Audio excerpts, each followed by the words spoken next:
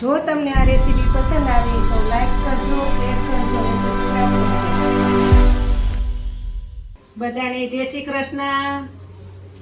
હું સગુણાબેન આહિર સુરતથી આપ સૌનું મારા કિચનમાં સ્વાગત છે. આજે હું શેર કરીશ દાણાની ફરાળી સૂકી ભાજીની રેસીપી. તો ચાલો બનાવવાની શરૂઆત કરીએ. શરૂઆત કરતા પહેલાં તમે હજુ સુધી જો મારી ચેનલને સબસ્ક્રાઇબ ન કરી હોય તો પ્લીઝ સબસ્ક્રાઇબ કરી નાખો, જેથી કરીને આવનારી દરેક રેસીપી તમને સૌથી પહેલાં મળતી રહે. તો ચાલો સ્ટાર્ટ કરીએ. આપણે સ્પેશિયલ ફરાળી સૂકી ભાજી બનાવવાની છે, તો તેના માટે મેં અહીં 1 વાટકી કાચા દાણા લીધેલા છે માંડવીના. અડધી વાટકી સાબુદાણા મેં 1 કલાક પલાળીને રાખેલા હતા, તે પણ લીધા છે. 1 બટેકું ઝીણું સુધારી લીધું છે, એકદમ ઝીણી કટકી કરવાની. 1 ચમચી કારા મરીનો પાવડર લીધેલો છે. 1 ટમેટું સમારી લીધેલું છે. લીલા ધાણા જોશે. વઘાર કરવા માટે આખું જીરું લીધેલું છે 1 ચમચી. 1 ચમચી હિંગ લીધેલી છે. 1 ચમચી નમક જોશે. વઘાર કરવા માટે તીખી મરચી કટિંગ કરેલી છે અને લીમડાની તેલ લીધેલી છે અને અડધું લીંબુ જોશે. વઘાર કરવા માટે તેલ જોશે. સૌપ્રથમ તો પહેલાં આપણે જે દાણા લીધેલા છે તેને બાફી લેશું. તેના માટે મેં તપેલીમાં પાણી ગરમ કરવા મૂકી દીધું છે. હવે આ તપેલીમાં જે કાચા દાણા લીધેલા છે તેને નાખી દેશું ને સરસ રીતે બાફી લેશું.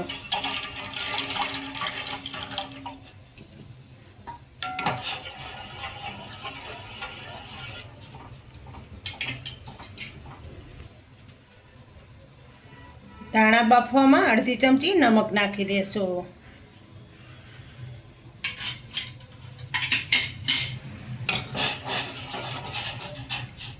દાણાને થોડીક વાર બાફવા દેશું, જેથી કરીને સરસ રીતે બફાઈ જાય. વચ્ચે વચ્ચે ચમચો ફેરવતા રહેશું. તમે જો મારી ચેનલમાં નવા હોય, તમે જો હજુ સુધી મારી ચેનલને સબસ્ક્રાઇબ ન કરી હોય તો પ્લીઝ સબસ્ક્રાઇબ કરી નાખજો, જેથી કરીને હું પણ નવી નવી રેસીપી તમારી સામે શેર કરી શકું. તમે જોઈ શકો છો કે દાણા સરસ રીતે બફાઈ ગયા છે. આ રીતના થઈ જવા જોઈએ. હવે દાણાને નીચે ઉતારી લેશું અને એક જારીમાં કાઢી લેશું. હવે તે જ કઢાઈમાં ભાજી વઘારશું. 3 પાવરા જેટલું તેલ નાખશું.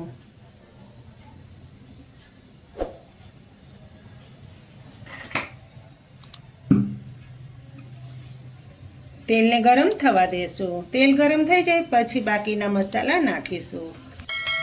તેલ સરસ રીતે ગરમ થઈ ગયું છે, તો તેમાં 1 ચમચી આખું જીરું નાખશું. ફરાળી સૂકી ભાજીમાં રાઈનો ઉપયોગ નહીં કરીએ. અડધી ચમચી હિંગ નાખશું.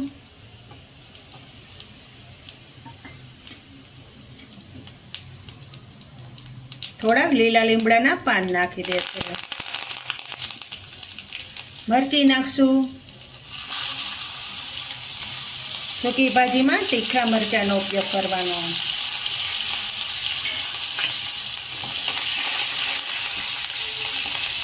કારણ કે આમાં લાલ ચટણીનો ઉપયોગ નથી કરવાનો, એટલા માટે તીખા મરચાં વાપરીએ તો વધારે સારું. હવે તેમાં જે ઝીણા સમારેલા બટેકા છે તે નાખી દેશું.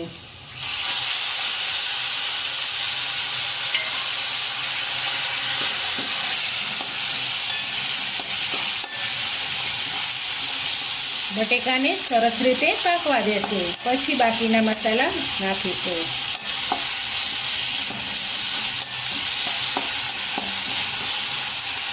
આ દાણાની સૂકી ભાજી ખૂબ જ સ્વાદિષ્ટ તૈયાર થાય છે. તમે એકવાર બનાવીને ખાશો એટલે તમે વારંવાર આ જ બનાવશો.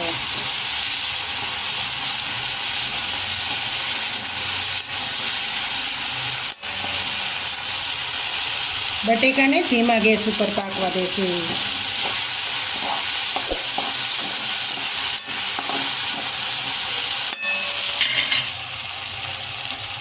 બટેકાની સાથે અડધી ચમચી નમક નાખી દેશું, જેથી કરીને બટેકા ઝડપથી પાકી જાય.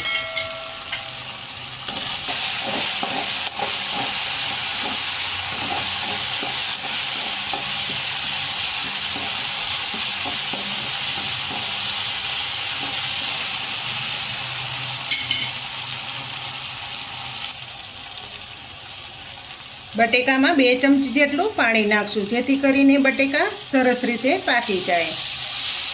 વધારે પાણી નહીં નાખીએ.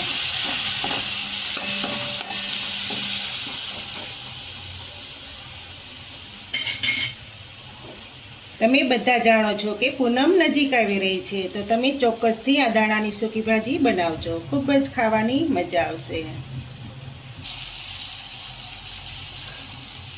તમે જોઈ શકો છો કે બટેકામાં જે પાણી નાખેલું હતું તે સરસ રીતે બળી ગયું છે અને બટેકા પણ એકદમ સોફ્ટ થઈ ગયા છે. તો હવે જે સિંગના દાણા બાફેલા છે તે નાખી દેશું, જેથી કરીને તે પણ સરસ રીતે સોફ્ટ થઈ જાય.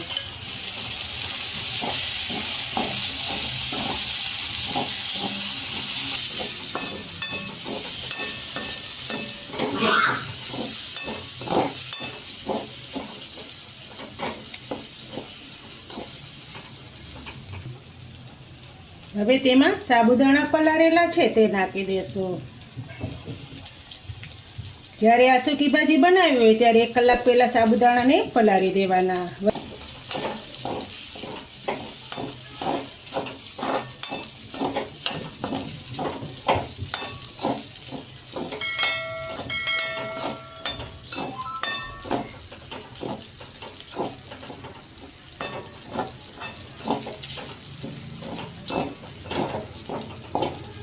એક ચમચી ધાણા જીરાનો પાવડર નાખીશું. અડધી ચમચી ખાંડ નાખશો.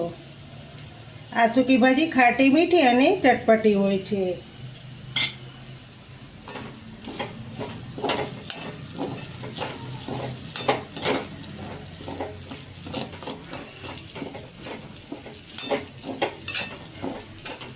જોઈ શકો છો ને કેટલી સરસ સ્વાદિષ્ટ તૈયાર થશે. હવે તેમાં ઝીણા સુધારેલા ટમેટાં નાખી દેશું. ટમેટાં ઉપરથી જ નાખવાના. જો પહેલાં નાખી દેશું તો બટેકાને બાફતા વાર લાગે.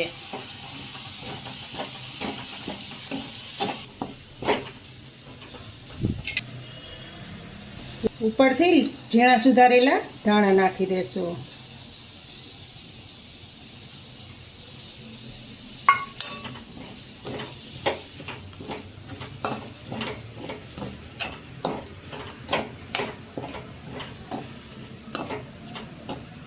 ઉપરથી અડધી ચમચી કારા મરીનો પાવડર નાખશું.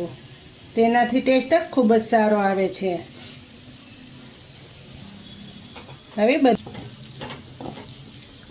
હવે ગેસ બંધ કરી દેશું. દાણાની સૂકી ભાજી હાઈ ક્લાસ રેડી થઈ ગઈ છે. તો એ નીચે ઉતારી લેશું ને ગરમા ગરમ સર્વ કરશું.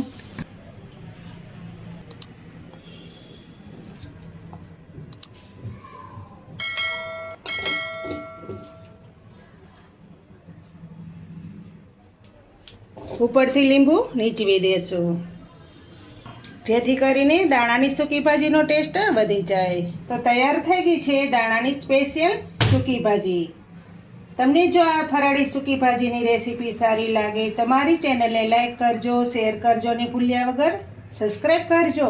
કમેન્ટ કરીને કહેજો કે તમને આ ફરાળી દાણાની સૂકી ભાજીની રેસીપી કેવી લાગી અને તમે ચોક્કસથી તહેવારના દિવસે બનાવજો. ખૂબ જ બધાને ખાવાની મજા આવશે. બધા માગીને ખાશે.